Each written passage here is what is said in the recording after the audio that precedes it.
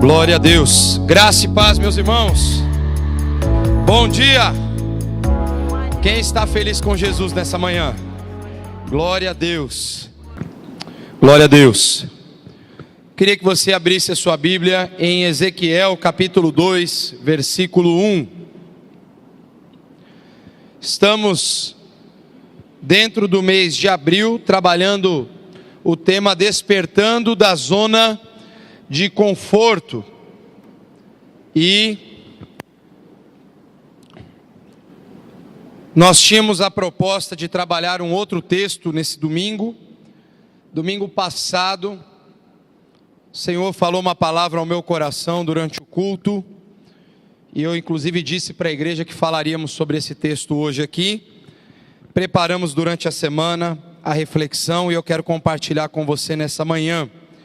Ezequiel capítulo 2, versículo 1, que diz: Ele me disse, filho do homem, fique de pé, que eu vou falar com você.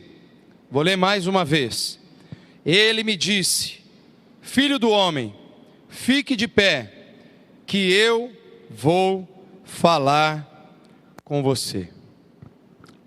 Pai, nessa manhã, nós estamos com o nosso coração diante de Ti. Nós dependemos de Ti, precisamos da Tua ajuda, precisamos da Tua direção todos os dias. Eu peço em nome de Jesus, que o Senhor, através do Teu Espírito Santo, penetre no mais profundo do nosso coração e da nossa mente, e que a Tua palavra, ela possa transformar tudo aquilo que precisa ser transformado na nossa vida, e que nós possamos sair desse lugar nessa manhã, transformados, com o coração pronto, disposto, disponível, a cumprir a Tua vontade e os Teus propósitos na face da terra, em nome de Jesus, o Senhor da igreja, amém e amém. Tema da reflexão dessa manhã: o tempo é chegado. E eu fiquei pensando no tema, e na verdade eu me remeti à necessidade que a igreja de Jesus Cristo possui nos dias atuais, não só a Pedra Viva aqui de Paulínia, mas na minha humilde opinião, em todo o território nacional e fora dele também. A igreja evangélica precisa de um chacoalhão de Deus, para começar um tempo novo, um reavivamento na vida do cristão, do povo de Deus, para que o mundo possa ser alcançado, ser impactado pela palavra de Deus, que está sendo pregada pelas nossas ações. E o profeta Ezequiel é um personagem muito interessante, porque o livro de Ezequiel é um livro que fala desde o seu início até o fim da glória de Deus, da manifestação da glória de Deus. E muito interessante porque é um dos casos muito específicos em que Ezequiel se torna profeta, mas ele era sacerdote. E para ele então era uma experiência muito diferente, porque o sacerdote naqueles tempos vivia totalmente focado e dentro do serviço no templo, enquanto que o profeta estava na rua. O profeta não estava dentro do templo pregando, proclamando os oráculos de Deus. O profeta estava dizendo para o povo o que precisava acontecer. Então me parece que Deus está escrevendo através de Ezequiel uma mensagem para a igreja nos dias atuais, em que ela precisa talvez deixar esse suposto papel sacerdotal de ficar apenas focado dentro do templo, para começar então a viver uma vida fora das paredes do templo. E essa transição que acontece na vida de Ezequiel é muito interessante, Porque quando nós ficamos apenas focados dentro da ideia das paredes da igreja, ou seja, quando o nosso cristianismo se resume a apenas uma ou duas aparições semanais, estou sendo muito otimista aqui, em alguns casos nós estamos falando de pessoas que vêm 2 domingos no mês na igreja, que para mim inexiste uma vida cristã assim, porque o pouco que eu venho à igreja vai refletir o pouquíssimo ou nada que eu também vivo na minha vida fora da igreja, das paredes do templo. Isso é um fato, e não queira me provar o contrário, porque você não vai conseguir. O pouco que eu tento desenvolver com os meus irmãos e com as minhas pessoas mais próximas de fé, então, quando eu estou fora desse ambiente, a minha tendência é me comportar muito mais alheio ao que eu estou vivendo aqui. E eu não estou falando que isso é bom, eu estou falando que isso é um fato. São duas coisas distintas. A maior parte das pessoas tem vindo muito pouco à casa de Deus. E a vida que essas pessoas estão vivendo fora da casa de Deus está sendo um caos. Porque a casa de Deus, a igreja do Senhor e a casa de Deus, nós não estamos falando de um prédio. Estamos falando de corpo de Cristo. Nós somos membros desse corpo, cada um parte dele. Se nós não estamos juntos, conectados, falando a mesma linguagem, compartilhando uns com os outros, orando uns pelos outros, caminhando uns com os outros, nós estamos fadados a sermos alvos totalmente fáceis nas mãos do diabo lá fora. Porque se aqui dentro não está lá aquela coisa, lá fora é pior. E parece que o povo de Deus tem levado isso numa boa. E eu tenho visto que Ezequiel tem trazido então essa proposta para nós hoje aqui, de que nós precisamos sair dessas paredes com um propósito. Eu preciso me deslocar fora do ambiente de culto. Eu recebo de Deus, sou alimentado não apenas no culto, porque seria muito pouco. O culto, na verdade, ele promove essa possibilidade de nós estarmos uns com os outros. Mas o alimento diário, ele talvez começa no domingo, mas corre durante toda a semana, quando você vai ouvir a voz de Deus, lendo a Bíblia, orando, estando perto do Senhor. Então é um processo que nós desenvolvemos, que nós precisamos cativar dentro do nosso próprio coração, porque senão nós não crescemos, nós não avançamos, nós vamos viver uma vida cristã oca, uma vida cristã muito perigosa de se viver, porque o mundo sempre vai propor algo mais legal para nós, porque o mundo vai propor o que a gente quer, Deus vai nos propor o que a gente precisa, e é óbvio que tudo que a gente quer é mais gostoso, num primeiro olhar. Como a Odila compartilhou no começo, no primeiro olhar para ela, era o emprego da vida dela, dos sonhos dela, até a página 2. E nós somos muito assim. Nós achamos que temos e que queremos o melhor diante da nossa ótica, e que nós estamos certos e que Deus está errado, Ele está equivocado com relação a nós. Nós precisamos mudar esse padrão de comportamento, nós precisamos mudar a página das nossas vidas, tendo um comportamento diferente, tendo uma postura diferente diante das coisas que estão acontecendo à nossa volta. E eu quero utilizar parte da reflexão de um pastor argentino chamado Carlos Miraida, ele é conhecido por alguns talvez, e ele faz uma reflexão sobre o papel da igreja nos dias atuais, pensando na experiência do profeta do livro de Ezequiel, naquele tempo, e como que nós podemos aprender hoje a nos comportar. E eu quero começar, como diz o outro, do início. A primeira parte da nossa reflexão, e não está na divisão da mensagem, é a frase que Deus se utiliza para chamar o profeta para sair da sua zona de conforto, do seu ofício sacerdotal, e para então agora dar um start, um início na sua vida, Quando Deus fala para ele, põe-te em pé, Deus está falando para Ezequiel tomar uma atitude. E é óbvio, se colocar de pé, se eu disser para os irmãos, vamos ficar todos em pé, o que vai acontecer? Você tem a atitude, a decisão, porque você pode ou não decidir por isso, de se levantar da cadeira e dizer, estou aqui fazendo então o que o pastor pediu para fazer, ponto. É uma decisão, é um ponto de partida, em que o profeta está sendo desafiado por Deus.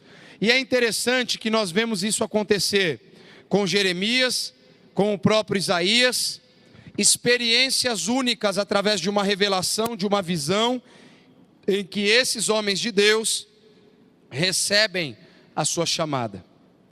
Mas é interessante que esse chamado de Ezequiel, Deus diz o seguinte para ele, põe-te em pé, porque eu vou falar com você. E nós poderíamos iniciar a nossa reflexão pensando o seguinte,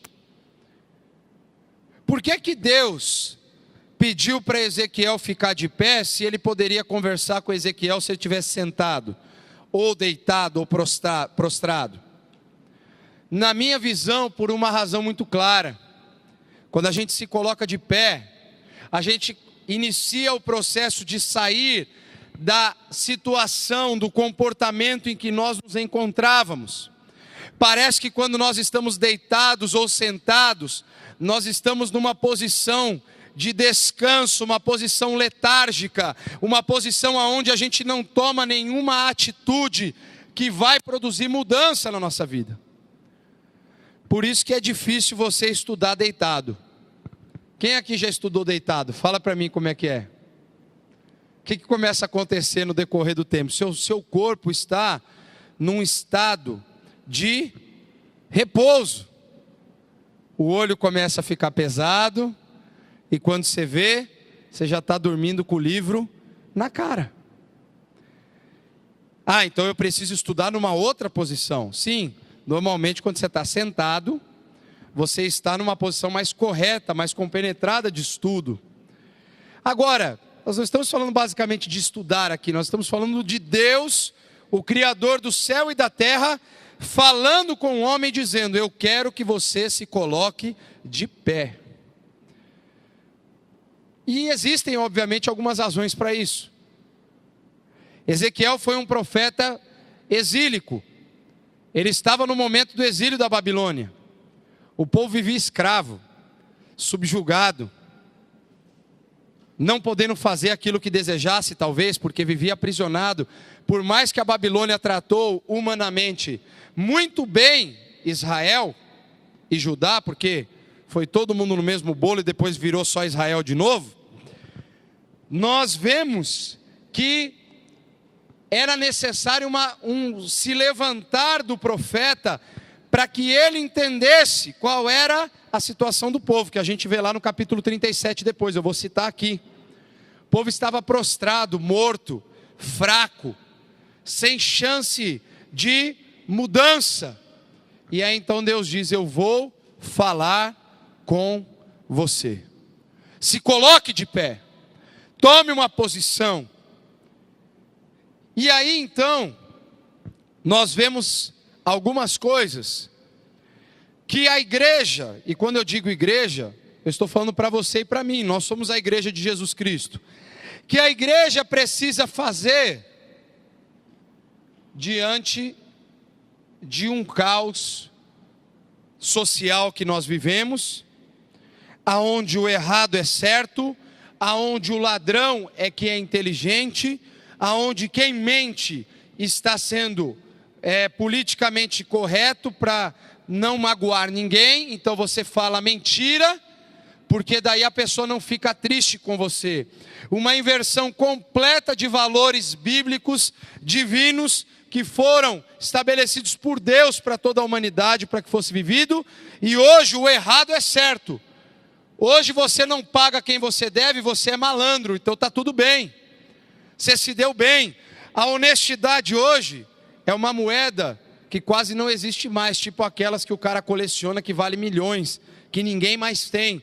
Hoje ter palavra é uma coisa que praticamente inexiste no nosso meio. Porque aquilo que você diz não tem mais tanto valor com aquilo que você escreve. E meu pai dizia antigamente que o que vale é o que você disse. Porque o papel pode até dizer outra coisa, mas se você falou, você tem que cumprir. Então olha que inversão de valores que a sociedade vive, aonde a igreja de Jesus está inserida, porque vive no meio desse povo que está à nossa volta, nesse caos social, e tudo que é torto, parece que agora é reto. Fulano rouba, mas ele faz. O fulano mente, mas ele é bonzinho. O fulano trafica droga, mas ele dá cesta básica para quem precisa. Então tudo bem. O cara roubou o banco, mas ele deu 10%, ele deu o dízimo para a instituição de caridade. Ai, que lindo. Está vendo? O povo de Deus não ajuda a instituição, Deus está usando o bandido para sustentar. Para com isso. Aí você diz assim, pastor, isso é absurdo. Conversa por aí com a galera para ver se eu estou falando muita besteira. O caos social está estabelecido e o povo está se comportando como mundano. O diabo está fazendo a festa no meio da sociedade. Porque se tudo que é errado se tornou certo, diz para mim uma coisa: o que acontece quando você tenta fazer o que é certo, então, biblicamente falando? Os caras quase colocam fogo em você. A Inquisição hoje, ela é para quem está tentando só fazer o que é certo, gente. Eu não estou nem falando que você está indo com uma metralhadora, indo lá matar todo mundo que vive errado, você só está tentando fazer a sua parte.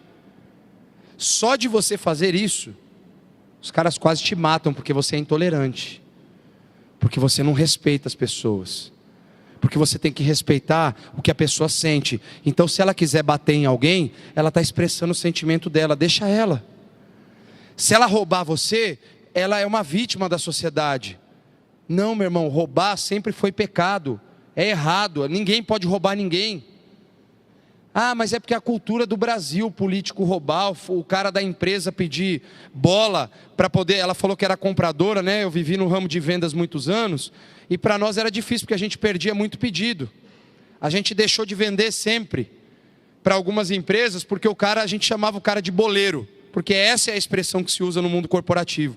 O cara era boleiro, e não é porque ele jogava igual o Neymar, é porque se você não desse propina para ele, se você não corrompesse o caráter dele e mostrasse que ele é um sem vergonha, um bandido, um safado, que é o que ele é, você não entrava no jogo. Pastor, mas se não fizer assim, não entra no jogo.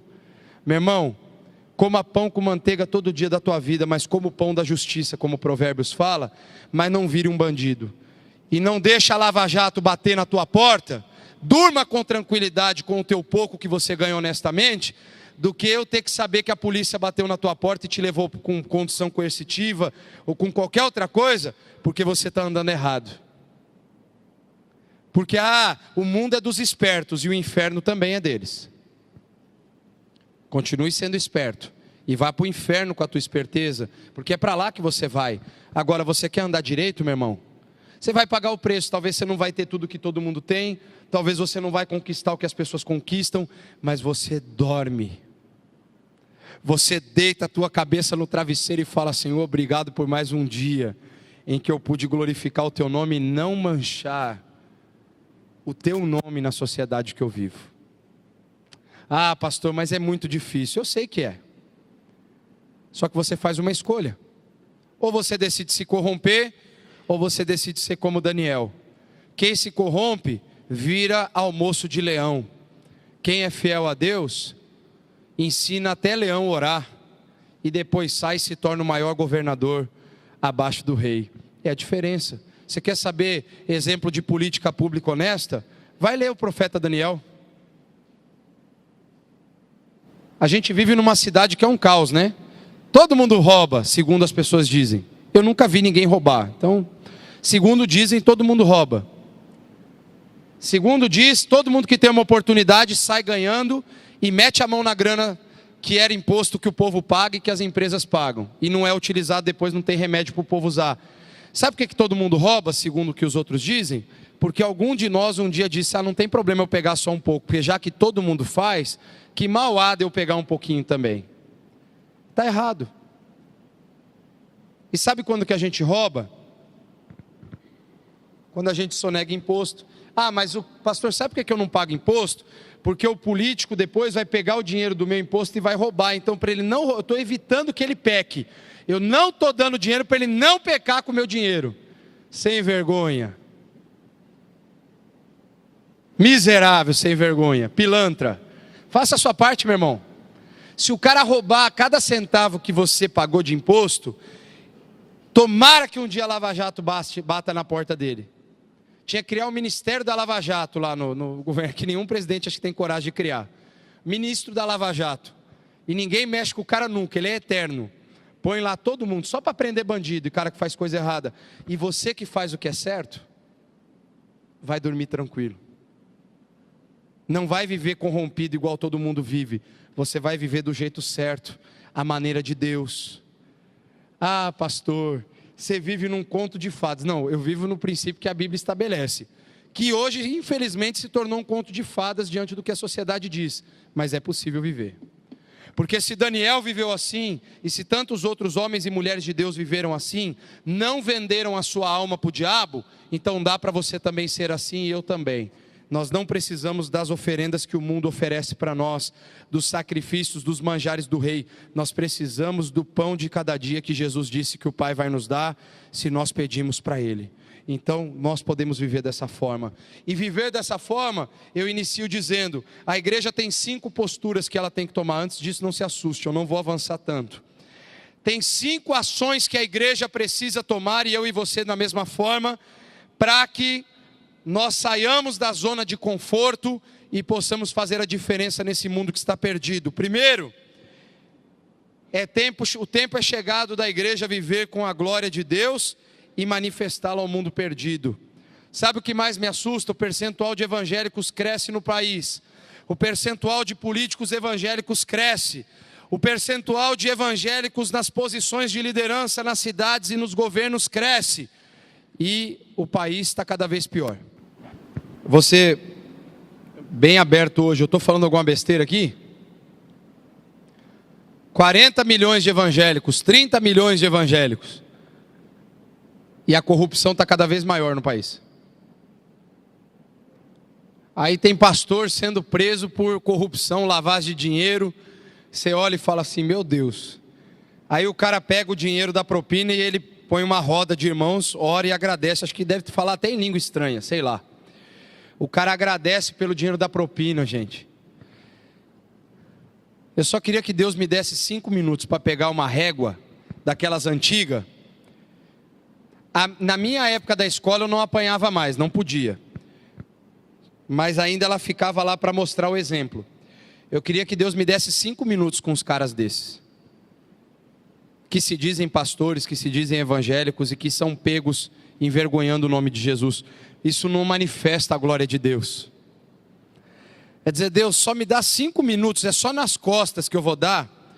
Só 39, porque para 40 para frente não podia. É 40 menos 1, para a pessoa não ser humilhada, segundo diz o Antigo Testamento. Então só 39, para ver se esse sem vergonha miserável nunca mais envergonha o nome da igreja de Jesus. Porque sabe o que eu canso de ouvir? Pastor, aí ó, mais um. E para mim isso é preocupante. Porque como que nós estamos tendo cristãos se corrompendo com uma facilidade tão grande? A resposta existe. Mamon está aí para dizer. O povo está amando mais Mamon do que Deus.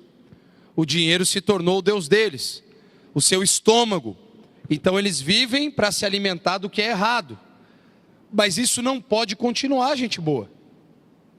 A igreja precisa ser diferente. E olha o que diz o capítulo 11, versículo 23. A glória do Senhor subiu da cidade e parou sobre o monte que fica ao leste dela. Você vai dizer assim, o que isso tem a ver? No Antigo Testamento tem tudo a ver. Porque para a glória sair,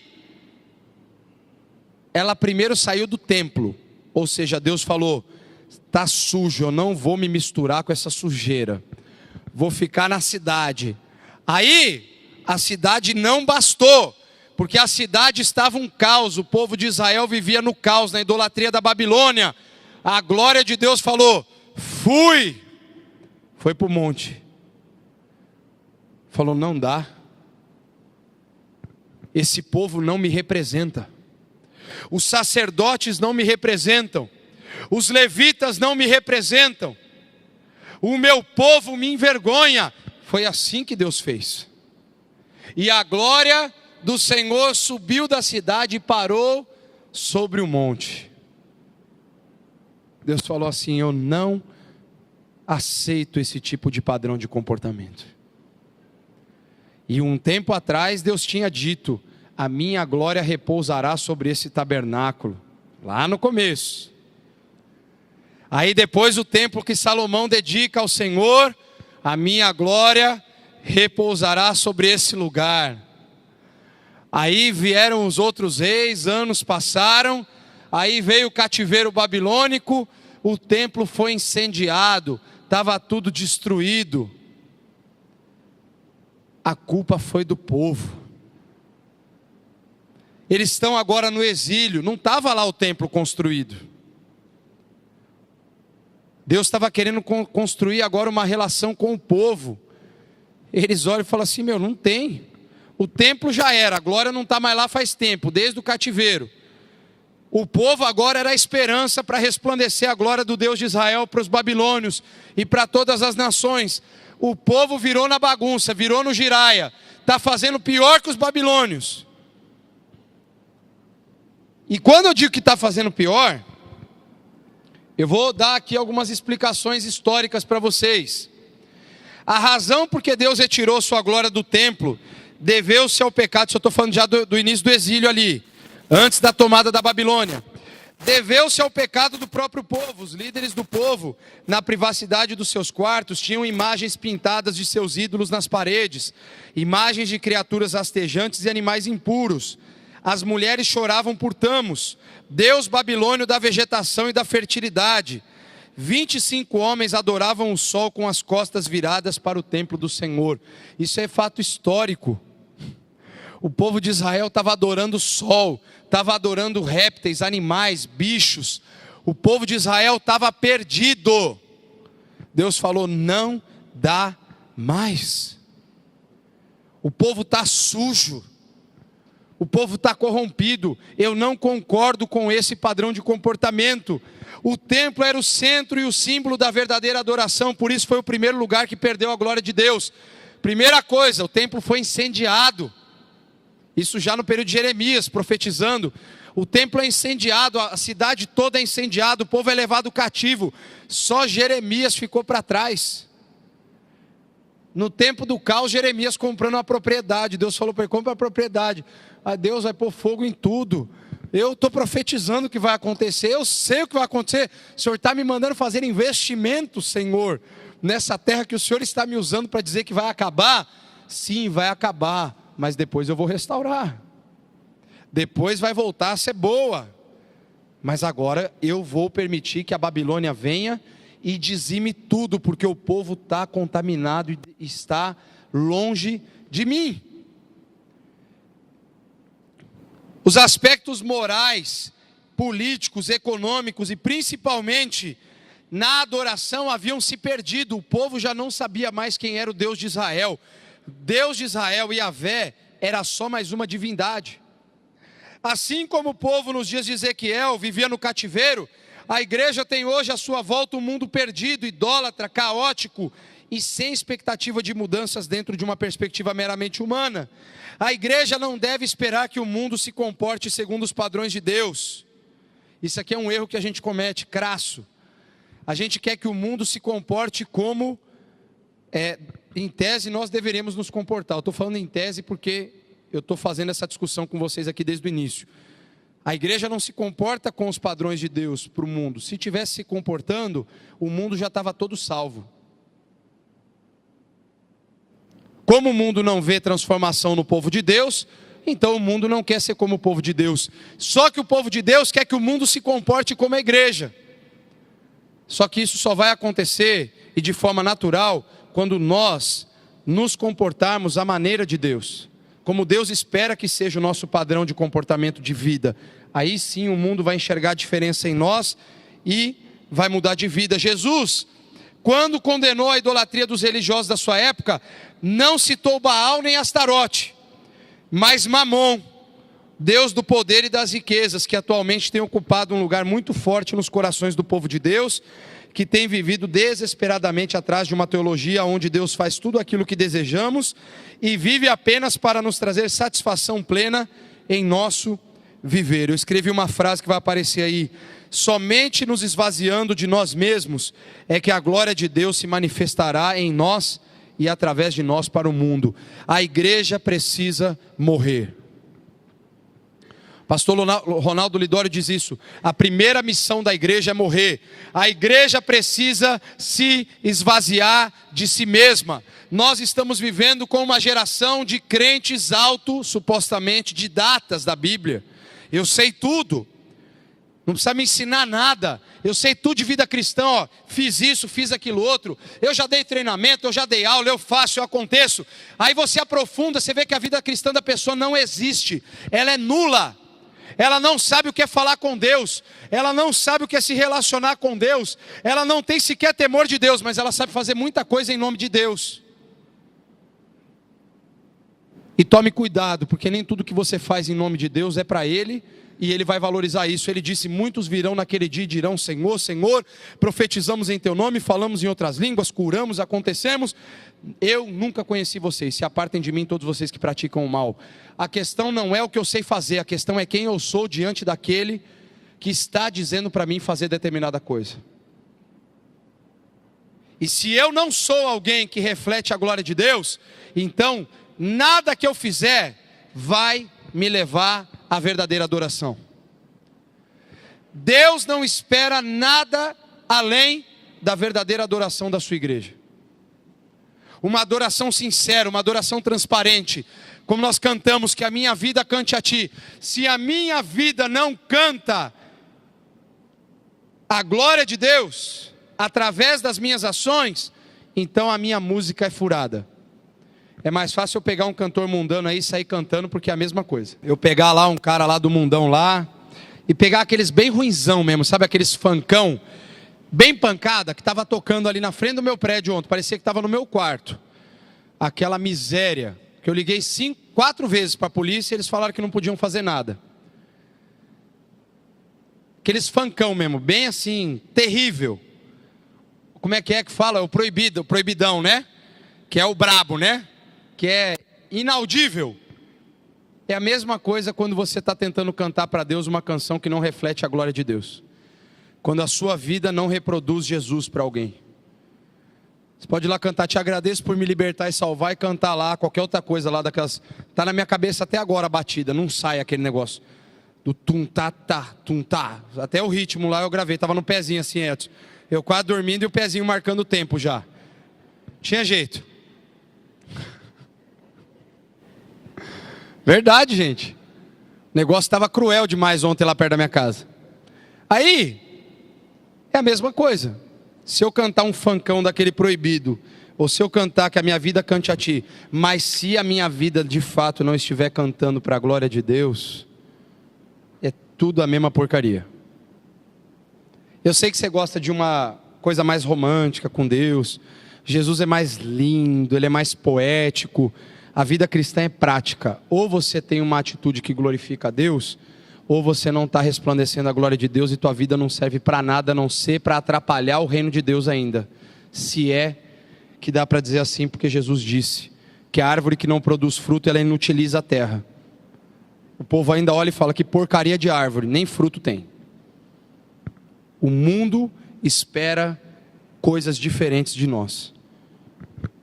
Então a igreja precisa viver com a glória de Deus e manifestá-la. Segunda atitude: a igreja tem que interceder pela manifestação da glória de Deus no mundo. Porque eu vivo a glória de Deus e resplandeço ela. Mas a igreja também precisa ansiar pela manifestação da glória de Deus no mundo. Em que sentido? Gente, nós precisamos ansiar por melhoras. O Brasil está um caos político? Tá. Mas a igreja tem que se levantar e começar a se posicionar para que isso mude. Cobrar mais. exigir mais padrões de comportamento éticos e morais das pessoas que nos governam, exigir mudança de comportamento das pessoas que estão à nossa volta, porque às vezes a gente xinga o político, mas não tem coragem de brigar com o nosso amigo do churrasco, que faz tanta coisa errada quanto o político, mas ele é meu amigo. Ou o cara do futebol, né, Luiz? Tá, esse cara é meu amigo, é parceiro, então como é que eu vou chamar a atenção dele? Eu só vou falar mal do cara lá mais genericamente. Não! Se o meu amigo está errado, eu tenho que chegar com muito amor nele e falar, cara, você está errado. Ah, mas todo mundo está, então, mas não seja você o errado. Muda você de atitude. Nós temos que ansiar que o mundo viva para a glória de Deus. Que o mundo experimente a glória de Deus assim como nós. Olha que diz o texto, capítulo 22, 29 e 30. O povo da terra pratica. Olha só, gente. Olha quantos mil anos atrás esse texto foi escrito. Vê quando a gente fala a palavra lava-jato e lê esse texto se tem alguma coisa diferente. O povo da terra pratica extorsão e comete roubos, oprime os pobres e os necessitados e maltrata os estrangeiros, negando-lhe justiça. Tem alguma coisa diferente, não? E há quem diga que a Bíblia é ultrapassada. Bobinho. Procurei entre eles um homem que erguesse o muro e se pusesse na brecha diante de mim em favor da terra, para que eu não a destruísse, mas não encontrei nem um só. Isso aqui é que me deixou extremamente reflexivo. Deus procurar diante de todo o seu povo uma pessoa que se colocasse entre Deus e o povo, e ele não encontra ninguém. Aonde está a igreja quando o mundo está clamando por socorro? Nós precisamos viver uma situação muito interessante. A corrupção, a injustiça, a opressão, a violência prevalecem em todo lugar. Cabe nós perguntarmos então se o que a gente leu no versículo 30 aqui não descreve a falta de resposta da igreja. Porque se a igreja só está crescendo em número, como eu já disse antes, mas o mundo só está piorando, então a igreja está fazendo alguma coisa errada. Porque o mundo já é errado por natureza, o mundo jaz no maligno. Mas a igreja tem a missão de ser sal da terra e luz do mundo. A igreja precisa mostrar a diferença, viver a diferença e levar as pessoas à diferença. Se nós não fazemos isso, e aqui eu vejo aqui algo interessante, a igreja precisa intensificar e multiplicar a oração intercessora em unidade. Gente, eu não estou falando só da Pedra Viva, ou da A ou da B. O corpo de Cristo precisa se unir para orar pela cidade e pelo país. As igrejas precisam se unir em oração. O povo de Deus precisa quebrar algumas barreiras denominacionais. A Assembleia Batista, Metodista, a Anici, a Nazareno, a não sei quem. Nós temos que parar de ser bobo. Porque o diabo está ensinando o povo de Deus a ser bobo, a ser fútil, a ser exclusivista, a ser dono da tocha, do fogo. E o dono do fogo é aquele que tem em seus olhos chamas como de fogo. É o Senhor da igreja que tem fogo nos seus olhos, não somos nós. Nós só somos os portadores dele. Nós só levamos esse fogo que purifica, que transforma para quem ainda não conhece. Mas parece que as igrejas estão se ensimesmando, se fechando. Não, nós somos a igreja saudável, nós somos a igreja boa. E aí eu vejo mais gente vindo aqui, e quando o outro pastor fala para mim, ih, rapaz, estava vazio lá, o povo não foi na igreja. Ô, meu irmão, temos que orar, mas lá por dentro falando, yes, é isso aí, ó, a minha igreja está bombando, do cara lá vai saber o que está acontecendo de errado, né? A igreja é do mesmo Jesus que morreu na cruz. O sangue dele foi vertido pelos assembleanos, pelos metodistas, pelos pentecostais, pelos tradicionais, pelos batistas. Meus irmãos, nós somos o corpo de Cristo. E se a igreja não se levantar para orar como corpo, vai virar essa bagunça que já está hoje. Cada um tentando viver o seu próprio reino. Eu não estou falando que a gente vai concordar em tudo, porque cada um até de um jeito. Mas uma coisa pode nos unir, que é a oração, porque todos oram ao Pai em nome de Jesus. Isso não muda. Jesus é Senhor deles também, e nós temos que fazer disso uma ferramenta que vai trazer construção, fortaleza para a igreja de Cristo no mundo. Deus não deu a um pastor, nem a uma congregação local autoridade sobre uma cidade, gente. Mas a igreja de Cristo que está naquela cidade é que tem autoridade espiritual. Ah não, ó, nós vamos lá fazer um ato profético que a nossa igreja recebeu de Deus autoridade. Mentira! Conversa, você perdeu seu tempo. Você podia ter ido dormir que você ganhava mais. Porque quem tem autoridade espiritual sobre uma cidade é o corpo de Cristo que está presente naquela cidade. Não é a igreja A, a igreja B, o pastor A, o pastor B. É o Cristo que se revela através do seu corpo, dos seus membros, dos seus irmãos. Cada um de nós, unidos em oração, é que fazemos a diferença na cidade. Ah, mas a igreja tal se levantou para tal coisa. Enquanto ela não se unir com a gente, com A, com B, com C, e todo mundo ser um, está perdendo tempo lá. Está fazendo atos e atos. E fala para mim, quantos 1000 atos proféticos já teve aqui em Paulínia? Vocês sabem. Quantos 1000 litros de óleo? Quanto cabe lá no caminhão, irmão Zé? 8.000? 30.000 litros? Já foram 60 caminhões de óleo pela cidade. E eu continuo vendo um caos aqui. Câmara um caos, prefeitura um caos. E para que adiantou o óleo então? Eu sou muito prático, gente, me desculpa. Para mim não serviu de nada, só piorou. E sabe por que piorou? Porque a igreja não é unida. Porque cada um vive o seu gueto. Cada um está preocupado com a sua construção, com o seu rebanho. Ah, mas se eu me unir lá, vai que ele gosta mais da outra igreja. Gente, isso é idiotice. O membro só vai para onde Deus quer que ele vá, a não ser que ele seja um cara que é Maria vai com as outras, e o pastor tem uma cabeça de miolo mole de acreditar nisso. Aí é bem feito para os dois. Eu só tenho aqui quem Deus quer que esteja aqui. O Edson, quantos meses vocês vieram aqui na igreja, para depois vir falar que queria participar da igreja? Eu nunca cheguei no Edson, falou, ô irmão, você não quer ser membro aqui da igreja? Eu nem sabia quem ele era. Quando nós sentamos para conversar um dia, então nós vamos entender. E outros irmãos mais aqui, ah não, mas chama o cara, arrebanha o cara, vamos fazer isso aqui. Se Deus não trouxer, é melhor que nem venha, porque vai dar dor de cabeça. Eu sou tranquilo com isso aí, porque só é para ser nosso aqui quem Deus quiser que seja. Se não for para ser, eu não perco o meu tempo, porque vai ser perda de tempo. Porque se não for o Espírito Santo para tocar no coração da pessoa, não vai ser mais ninguém. O Alex chegou no mesmo tempo que eu, quase. Eles ficaram um mês vindo na igreja lá quietinho. Lá depois, falou, pastor, a gente entendeu que deve ficar aqui na Pedra Viva. Fui visitá-los uma vez, uma tarde. Ele e a Fernanda. Aí nós conversamos. É assim que o reino de Deus é. Nessa coisa, fulano, o cara é importante na cidade, vamos trazer de membro. Não!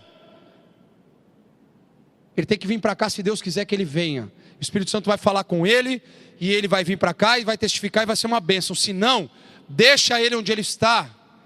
Porque o corpo de Deus, o corpo de Cristo é maior do que a nossa igreja. A gente não pode viver escravo de gente, de coisa social, ai fulano, ciclano, vamos babar o vinho. Não! Essa pessoa vem para servir. Falei hoje na classe de novos membros. Você quer vir para a igreja? O que eu espero de você? Que você seja servo. Você está disposto a pegar um rodo, um esfregão e vir ajudar. Ficar olhando com o nariz altivo? Vai para um clube brincar. Igreja, o maior é quem serve. O maior é quem pega a mangueira e vai lavar a igreja. Tipo de membro que me agrada é esse. Fora disso, só me toma tempo. É verdade. Porque não cresce com a igreja. Não forma corpo. Não é é frequentador. Eu sonho com uma igreja que serve a comunidade, que serve o próximo, que ajuda um crente da outra igreja que está passando um problema. Quando uma igreja passar uma luta, a gente vai lá ajudar eles, porque a gente não está preocupado se eles vão crescer ou não. Nós queremos que Deus se manifeste na vida deles. Isso é ser igreja. Não é competir, é andar junto. Isso é ser cristão. O que definia os cristãos não era o símbolo do peixe. Era o peixe que eles dividiam para comer. Era o pão que eles sentavam todo dia para compartilhar uns com os outros. É isso que mexia com o mundo, que fala, meu Deus, o que eles têm que a gente não tem? Eles têm o pão e o peixe, eles dividem.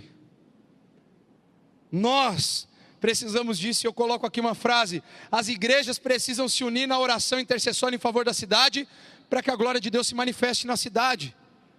Só vai haver mudança política quando a igreja de Cristo em Paulínia, os pastores se unirem. Ah, pastor, isso é utópico. Eu não sei se é ou se não é, mas é o que tem que acontecer.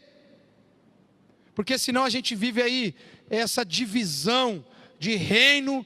E Jesus disse algo interessante. Ele disse que um reino dividido não prospera. A igreja não é mais forte porque ela é dividida. Ah, pastor, mas você quer mudar tudo? Não, nós podemos mudar tudo. Quantos de vocês têm amigos crentes na cidade?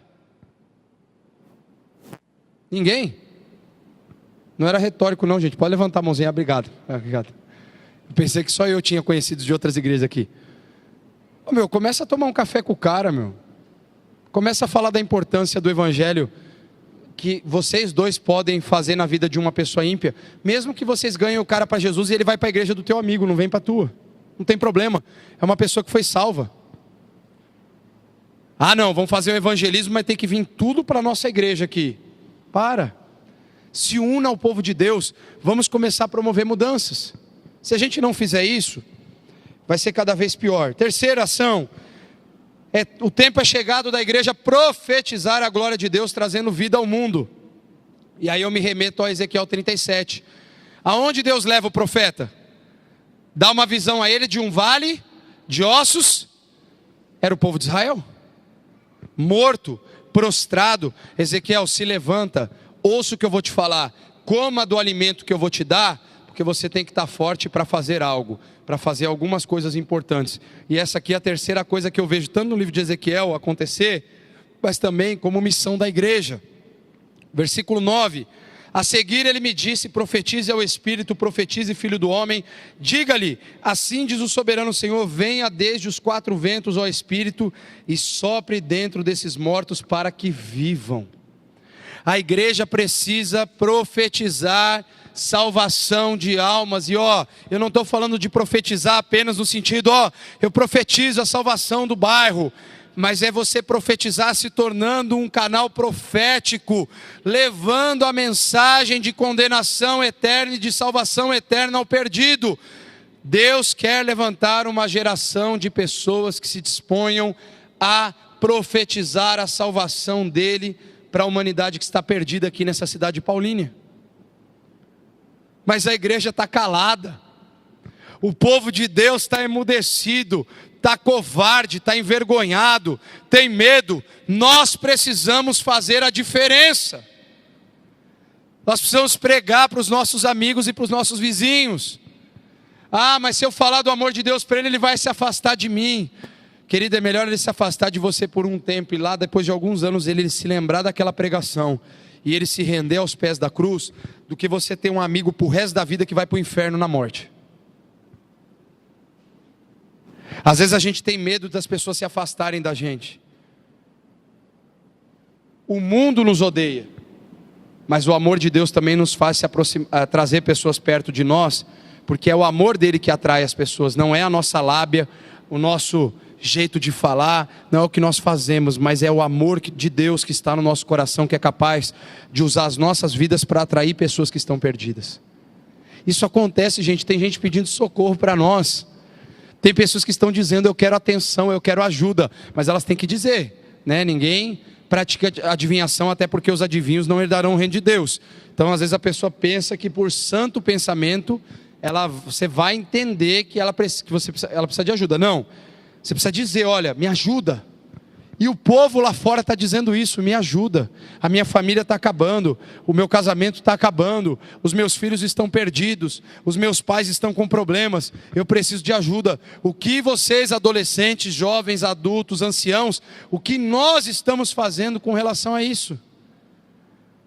Quando o mundo grita por socorro, a igreja está profetizando salvação, ou ela está se calando diante de uma cultura politicamente correta que fala menos, atrai mais pessoas à sua volta?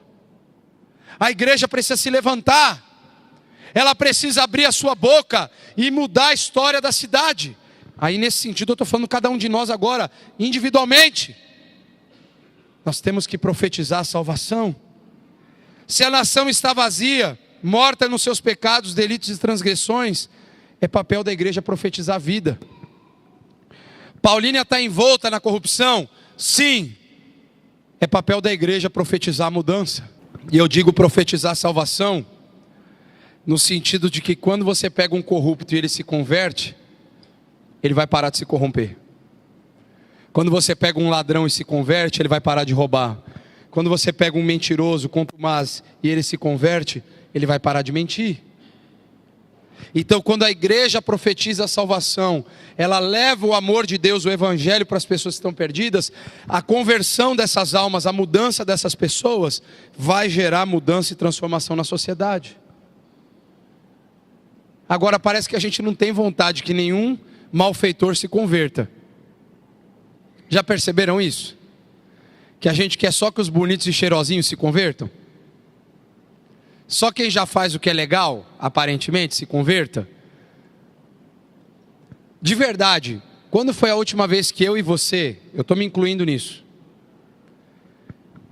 quando que você se lembrou da última vez de orar pela conversão das autoridades aqui da cidade? Conversão de vida, eu não estou falando para o cara parar de roubar, porque às vezes a gente foca no problema, a gente não foca na alma da pessoa.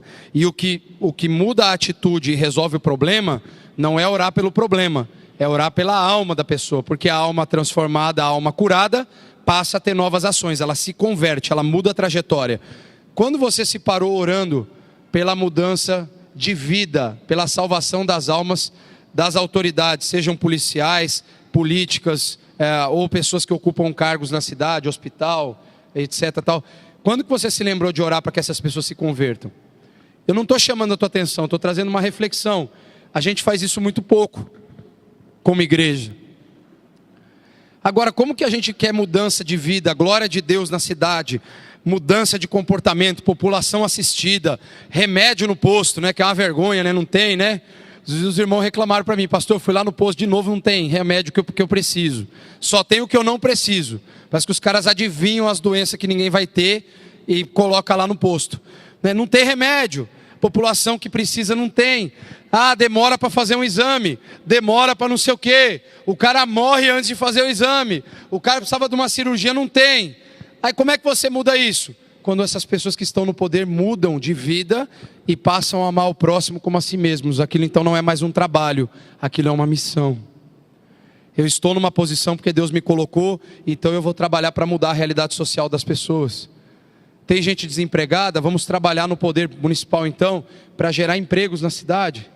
Gente, isso tudo é possível. A igreja tem esse poder porque ela tem o poder de Deus.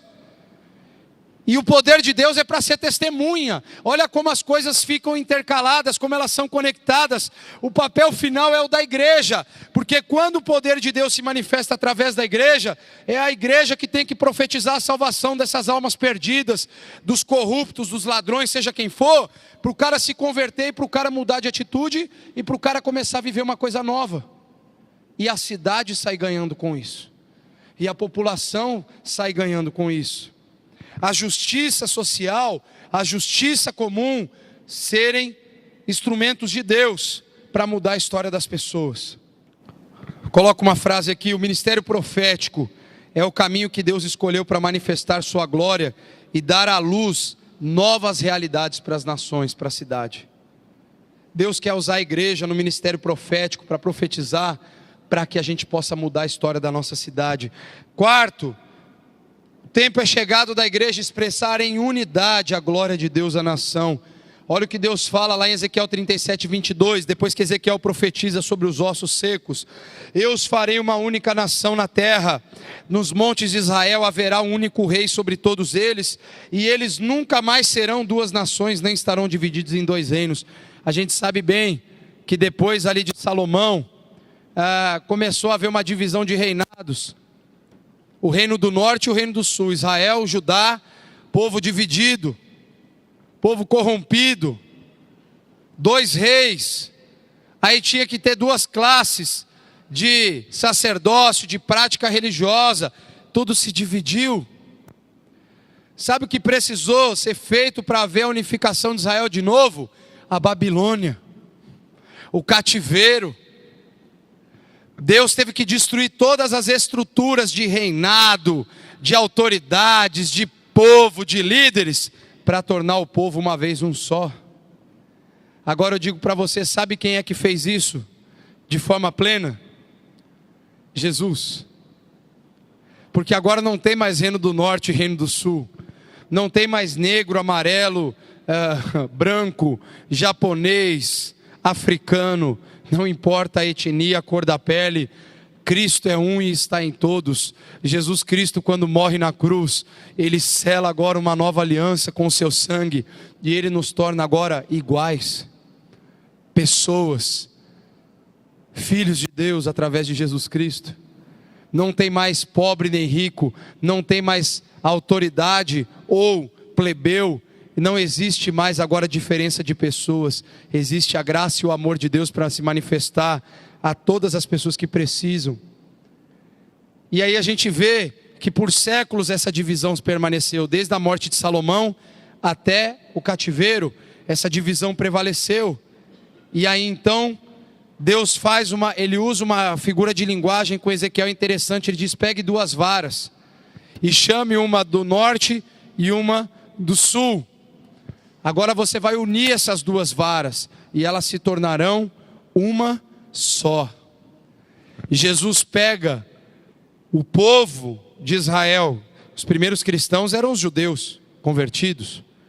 Ele pega agora o povo escolhido por Deus, chamado desde Abraão, e se manifesta plenamente através do Cristo.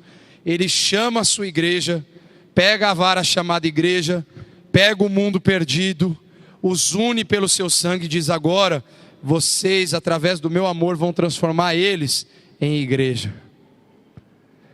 A missão da igreja é transformar o mundo em corpo de Cristo. Em pegar aquela pessoa que está perdida nos seus pecados, nas suas transgressões, e você mostrar a tua vida restaurada para ela e dizer: nós podemos ser um através de Jesus. A unidade da igreja de Cristo não pode ser apenas um discurso politicamente correto. Deve ser uma realidade vivida pelos cristãos para que o mundo veja a diferença. Eu coloquei outra frase aqui: quando a igreja é una, o mundo crê. Quando a igreja está unida, o mundo acredita então que é possível uma mudança acontecer. Último lugar, o tempo é chegado da igreja levar a glória de Deus para fora do templo, ao mundo. Vocês percebem que existe uma construção aqui. E o próprio livro de Ezequiel faz essa construção. Agora no capítulo 47, no versículo 1 e 2. O homem levou-me de volta à entrada do templo e vi a água saindo de debaixo da soleira do templo e indo para o leste, pois o templo estava voltado para o oriente. A água descia de debaixo do lado sul do templo ao sul do altar. Ele então me levou para fora pela porta norte, conduziu-me pelo lado de fora até a porta externa que dá para o leste. A água fluía do lado sul. Gente, uma das áreas mais interessantes dessa mensagem, na minha visão, é o final. A gente está com uma aguinha aqui. Sabe o que é interessante? O povo de Israel era muito exclusivista. Yahvé é o nosso Deus, é o único Deus. E vocês que se explodam.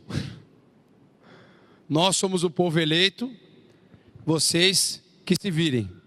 É assim que o povo judeu pensava naqueles tempos. Jesus então morre e cria uma nova aliança através do seu sangue e diz o seguinte: benditas serão todas as nações da terra. Peraí, Jesus não disse isso. Disse sim. Quando ele teve uma conversa com Abraão lá no início. Porque você me obedeceu, não negando o seu único filho, eu farei de você pai de muitas nações, e todas as nações da terra em ti serão benditas, por tua causa. Quando Deus falou isso para Abraão lá no início, Abraão talvez não tinha ideia do que isso ia virar. O povo criou uma noção errada sobre Deus, porque Deus era só deles, porque as nações naquela época eram assim. Então o povo cananeu tinha o seu Deus, o povo hitita tinha o seu Deus, o povo babilônio os seus deuses, porque aí algumas nações eram um pouco mais politeístas, mas o fato é que eles tinham os seus deuses. Esse aqui é o Deus da nação tal. Então Israel, Yahvé é o Deus de Israel. Só que eles não podiam entender que Yahvé queria ser o Deus de todas as nações. Yahvé queria ser o Deus de todo mundo.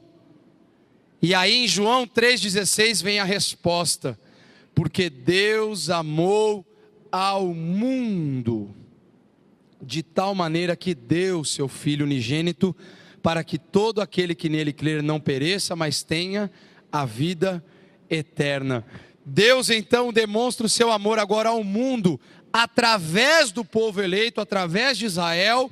Ele envia o seu Filho para nascer como judeu, para mostrar o cumprimento pleno da lei de Deus no meio dos homens e para se colocar como único e suficiente sacrifício substitutivo e definitivo ao mesmo tempo, pagando o preço pelos pecados da humanidade naquela cruz. Jesus faz isso.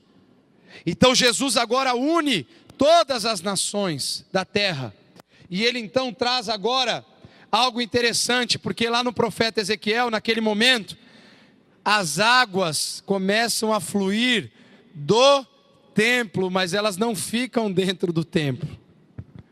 As águas curadoras, saradoras de Deus, elas passam a fluir do templo mais uma vez, nessa visão.